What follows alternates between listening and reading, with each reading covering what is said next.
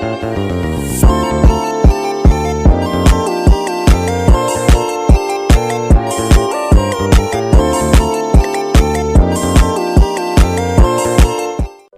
pagi dan salam sejahtera bagi kita semua. Perkenalkan, nama saya Alicia Princess Noviza dari kelas 12 ATPH. Pada kesempatan kali ini, saya akan menjelaskan apa saja alat-alat yang digunakan dalam kultur jaringan.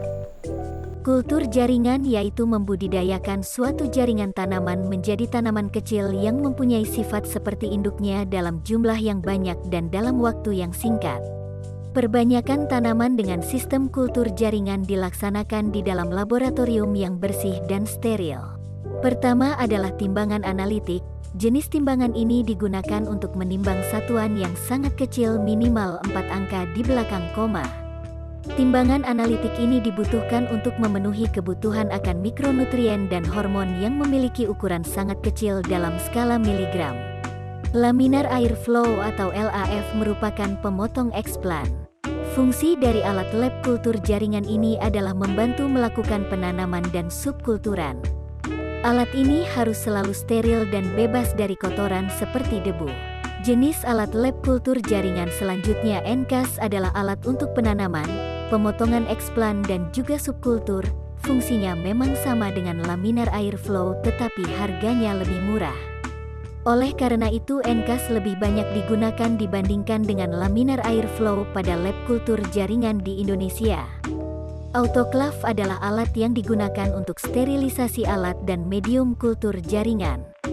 Alat-alat seperti cawan Petri, gunting, pinset, skalpel, dan spatula harus disterilkan terlebih dahulu sebelum digunakan. Demikian juga dengan medium yang sudah dimasukkan ke dalam botol medium juga harus disterilkan. Saker merupakan alat yang berfungsi untuk pengadukan suatu bahan atau larutan hingga terbentuk bahan atau larutan yang homogen.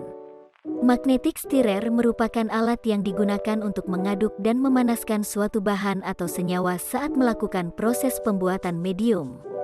Dalam pembuatan medium ini proses pengadungan menjadi hal yang sangat penting untuk membuat medium menjadi homogen. Erlenmeyer, alat ini digunakan sebagai tempat dan sarana menuangkan air suling maupun tempat media dan penanaman eksplan. Gelas ukur, alat ini dipakai untuk menakar air suling dan untuk pembuatan larutan sterilisasi eksplan.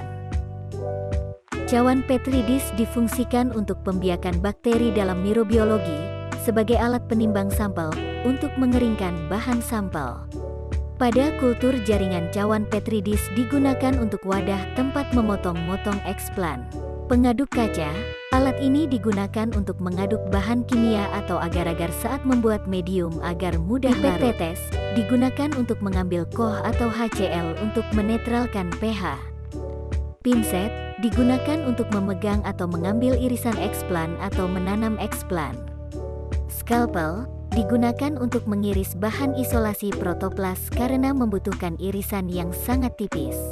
Lampu bunsen digunakan untuk mensterilkan alat yang akan digunakan untuk menanam eksplan. Selain itu juga untuk mensterilkan eksplan yang akan ditanam. Lemari es digunakan untuk menyimpan larutan stok yang akan digunakan untuk membuat media kultur. Rak inkubasi digunakan untuk meletakkan botol-botol gelas-gelas kultur setelah proses penanaman yang dilengkapi dengan lampu neon sebagai sumber cahaya, diletakkan pada ruang ber-AC sehingga suhu terkontrol dan harus dijaga kebersihannya. Rak dapat terbuat dari kaca atau triplek yang permukaannya putih.